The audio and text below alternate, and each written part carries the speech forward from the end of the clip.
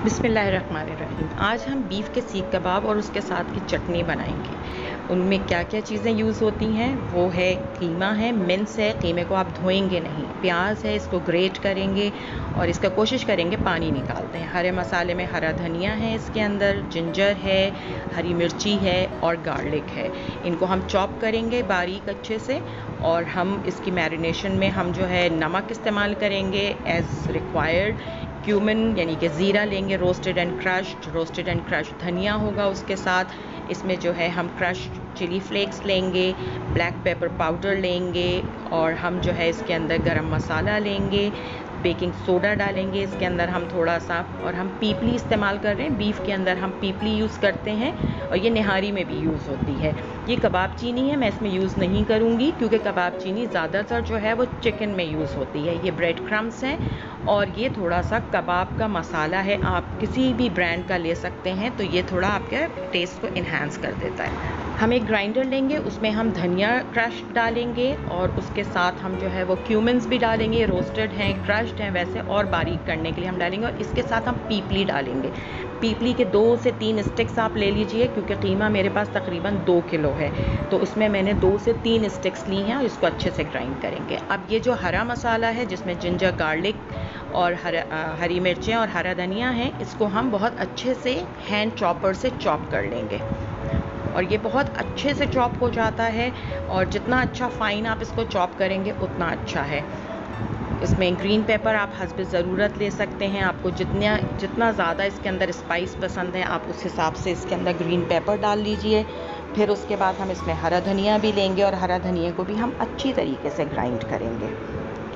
कीमा हमेशा जब आप सीख कबाब बनाएं तो कीमा उसके अंदर हमेशा आप जो है वो 80% मीट है जिस तरह, और आपने उसमें 20% फ़ैट लेना है। फ़ैट आपने किडनी फ़ैट लेना होगा।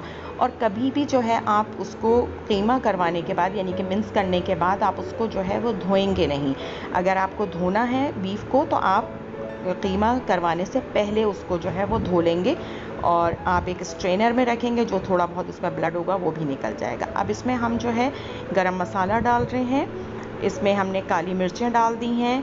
इनका सब जो डिस्क्रिप्शन बॉक्स में इनकी सारी डिटेल्स आ जाएंगी। क्रश्ड रेड चिलीज़ हैं, चिलीज़ और नमक, ये सब आप अपने हिसाब से लेंगे। इसमें हमने जो है ये नमक भी डाल दिया है एंड चिली पाउडर हमने लिया है इसके अंदर 2 टीस्पून के करीब लिया है, और जो हमने पीसा था रोस्टेड क्यूमिन्स और धनिया वो हमने इसमें डाल दिया। ये कबाब मसाला है, इस कबाब मसाले को भी हम इसमें डालेंगे। कि आपकी सब चीज़ें जो हैं, जैसे आपको ज़्यादा मसाला पसंद है, हरा मसाला इसके अंदर बहुत अच्छा रोल प्ले करता है और बहुत मज़े का होता है, तो और आपको इसका फ्लेवर भी बिल्कुल अलग, एक सीख कबाब का फ्लेवर बहुत इन्हांस करता है। इसमें ये प्याज है, देखें इस प्याज के अंदर पानी नहीं है क्योंकि मैंने इसको स्ट्रेन कर लिया था। कोशिश करें कि प्याज का पानी ना हो उसके अंदर, क्योंकि पानी छोड़ने से कबाब टूट जाते हैं। और इसमें थोड़ा सा आप सोडा डालेंगे, सोडा बाइंडिंग भी करेगा, जैसे ये क्रम्स हैं ये भी बाइंडिंग एजेंट के तौर पे काम करेंगे। बहुत सारे लोग इसमें एग भी डालते हैं लेकिन मैं इसके अंदर एग नहीं डालती हूँ। ऐसे ही हमारे कबाब बहुत अच्छे जो है वो बन जाते हैं, जुड़ जाते हैं, गिरते नहीं हैं स्कीवर्स के ऊपर से। कीमे को हम मिक्स करेंगे बहुत अच्छी तरीके से और फिर हम सारा मसाला मिलाने के बाद उसको एक दफ़ा और चॉपराइज़ करेंगे ताकि वो और महीन हो जाए और बिल्कुल कंबाइन हो जाए जो इसके अंदर हमने मसाले डाले। और मसाले जब ये हम इसको चॉपराइज़ भी कर लेंगे उसके बाद भी हमें अच्छी तरीके से इसको उस तरह बनाना होगा जैसे हम आटा गूंथते हैं, हाथों से अच्छी तरीके से इनको मिक्स करना है। और मिक्स करने के बाद हम इसको फ्रिज में रख देंगे ताकि जब हम कबाब जो है स्कीवर्स पे लगाएं तो वो ठंडे हों, बिल्कुल कीमा उसका ठंडा हो। कीमा गर्म नहीं होना चाहिए, रूम टेम्परेचर पे नहीं होना चाहिए, वरना आपके कबाब जो हैं उनके अंदर बाइंडिंग सही नहीं होती।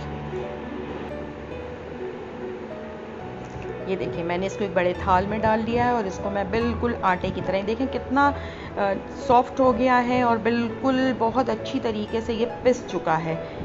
अब हम इसको और अच्छी तरीके से मिक्स करेंगे और मैं इसको फ़िलहाल जो है कंटेनर में रख के और थोड़ी देर के लिए इसको फ्रिज में रख दूँगी ताकि ये इसके अंदर एक तो जो मसाले हैं वो अपना जायका, अपने जो टेस्ट उसके अंदर डाल सकें, बहुत अच्छी तरीके से कंबाइन हो जाएं सारी चीज़ें और ये ठंडा हो जाए। क्योंकि स्कीवर्स पे हमेशा आप जो है वो ठंडा कीमा लगाइएगा, अगर गर्म होगा कीमा तो कबाब आपके टूट जाएंगे। अब हमने जो है कबाब स्कीवर्स पे चढ़ा दिए हैं और हमारा जो ये ग्रिलर है ये गर्म हो चुका है। इसमें हमने कोयले जलाए हैं और ये अच्छी तरीके से गर्म हो गया है। कोयलों को हमेशा ये ख्याल रखिएगा कि कबाबों को हमने तेज़ आंच पे पकाना है, हमने इसको बहुत देर तक नहीं पकाना। और हमारे कबाब बहुत मज़े से ये तैयार हो गए हैं। It's really yummy. अब हम आते हैं चटनी की तरफ। चटनी में हमें जो है वो इमली चाहिए, पुदीना चाहिए, केचप, हरी मिर्चें, अदरक लहसुन चाहिए। इसमें हमें विनेगर चाहिए। इसमें हमें जो है वो ज़ीरा चाहिए, भुना कुटा ज़ीरा चाहिए। इसमें सॉल्ट चाहिए। इसके अंदर हमें क्रश रेड चिलीज़ चाहिए, हरा धनिया है और ये काला और रेगुलर पिंक सॉल्ट है जो कि हम इसके अंदर डालेंगे। ये सब चीज़ें एक एक करके हम जो है वो ब्लेंडर के अंदर ऐड कर देंगे और इसको अच्छी तरीके से ब्लेंड कर लेंगे। ये केचप गया इसके अंदर। इसके जो है क्वांटिटी जो है वो मैं डिस्क्रिप्शन बॉक्स में दे दूँगी, तो आपको बहुत इजीली ये चटनी बहुत मज़े की होती है और बिल्कुल आपको वही फ्लेवर लगेगा जैसे आप बाहर जो खाते हैं बारबेक्यू के साथ जो आपको चटनी मिलती है, वो बिल्कुल इसी टेस्ट की होती है चटनी वो।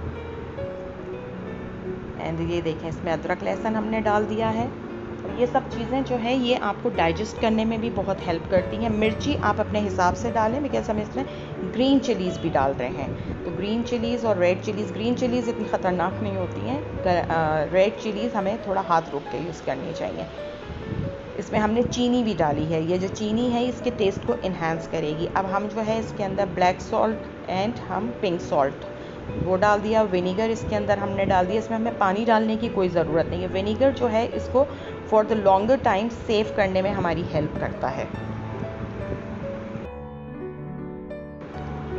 चटनी हमारी पिस गई है बहुत अच्छी तरीके से। ये देखें, इसकी कंसिस्टेंसी भी बहुत अच्छी है और आप इसको सेव कर सकते हैं।